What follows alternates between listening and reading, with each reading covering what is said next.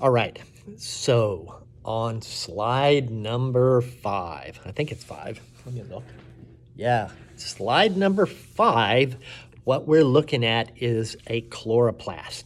And we have like a really close-up view of that chloroplast. Now, when you were looking at it under the light microscope, it just looked like a green ball. But if you look in really close, you see that there are all kinds of little discs inside of there, this stroma, they're called, and that's where your green color is.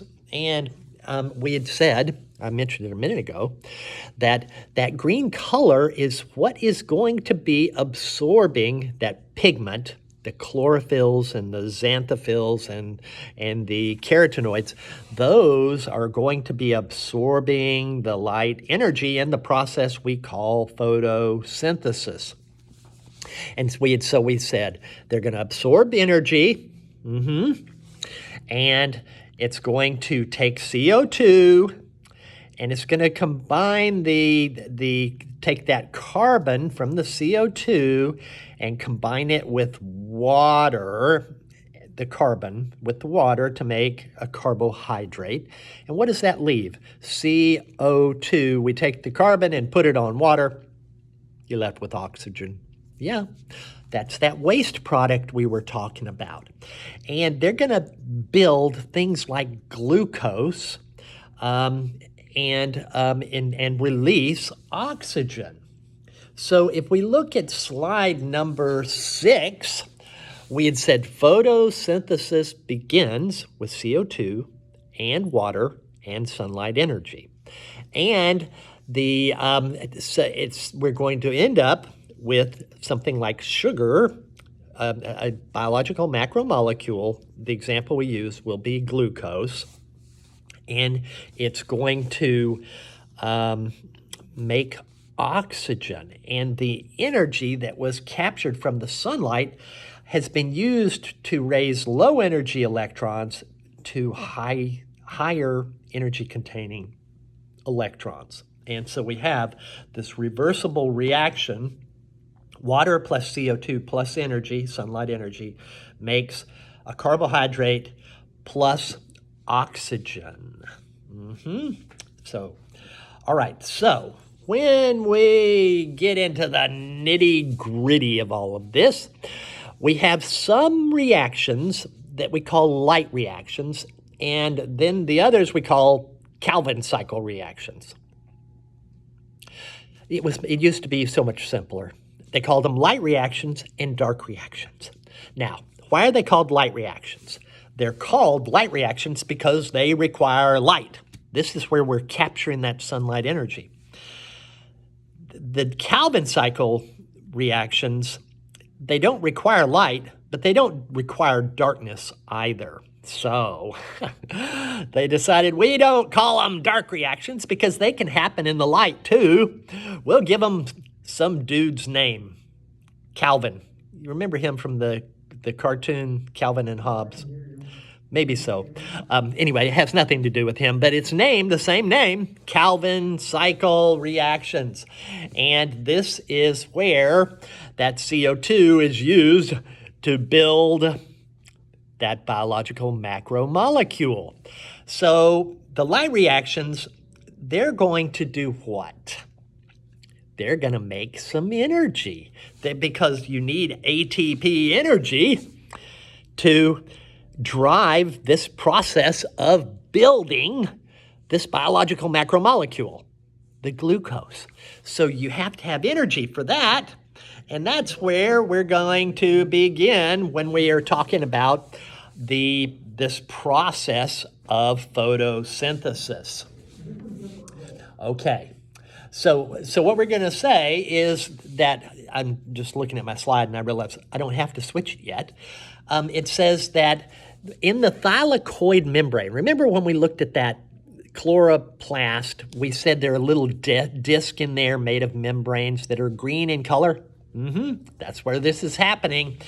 And so that green color is absorbing all those wavelengths that aren't green, in particular the higher energy reds. And what they're doing is they are liberating, releasing electrons. And so a leaf isn't like a single-use thing, right? It can be used over and over again. So we have to have some way to replace that, what used to be a low-energy electron. So a low-energy electron in the chlorophyll, in the pigment, in the photosynthetic pigment, jumps off. It becomes higher energy, and it leaps off. And so you're missing an electron. It comes from the water.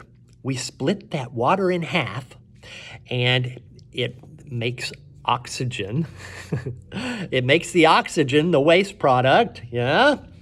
And it releases a low-energy electron, which goes up and replaces the one that was knocked off of there by the sunlight. And what does this high-energy electron do? It goes to something you already know about, so I don't have to explain it. It goes to an electron transport chain. And that high-energy electron is passed from one side, from one to another of those cytochromes. And what did we say they do? When you split that water, you produced protons, hydrogen ions. They don't have an electron. And we had said they get pumped across to the other side, and then they pass through ATP synthase.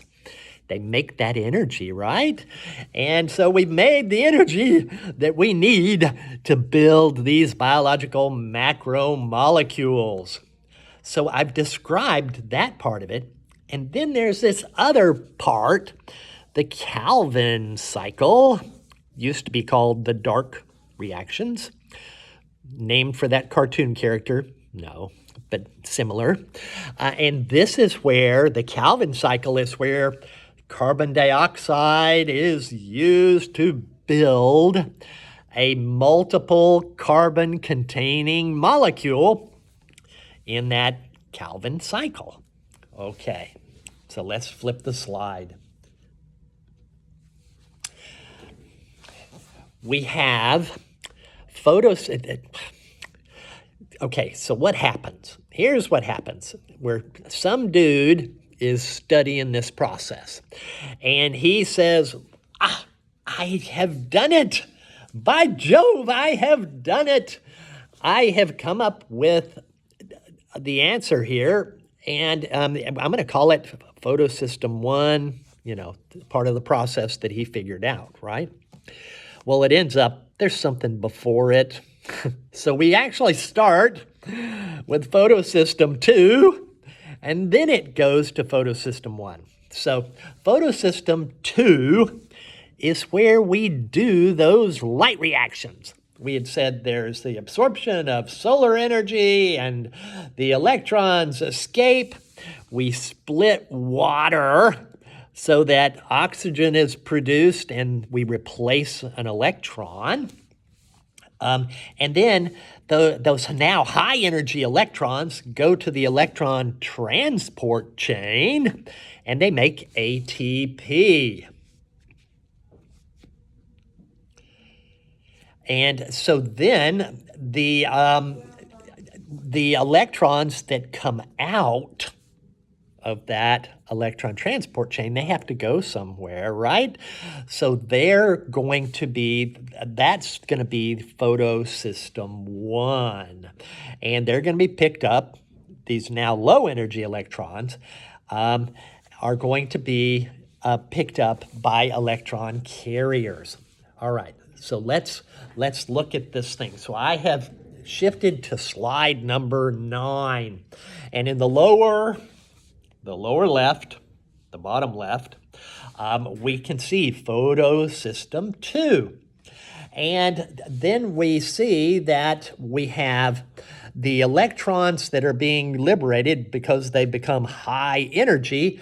They're going through the electron transport chain and they are given to photosystem 1, which is going to ultimately be used to replace or to add in electrons in the Kelvin cycle. So photosystem 1 is much later. So what happens in the Kelvin cycle? So we have photosystem 2 where the dirty work is done, and this is where we're making that energy that we need. And then we're going to be adding in some electrons to the molecule that we are building with using photosystem 1. So let's go to the Kelvin cycle now, which is going to be slide number 10. Yeah, it is.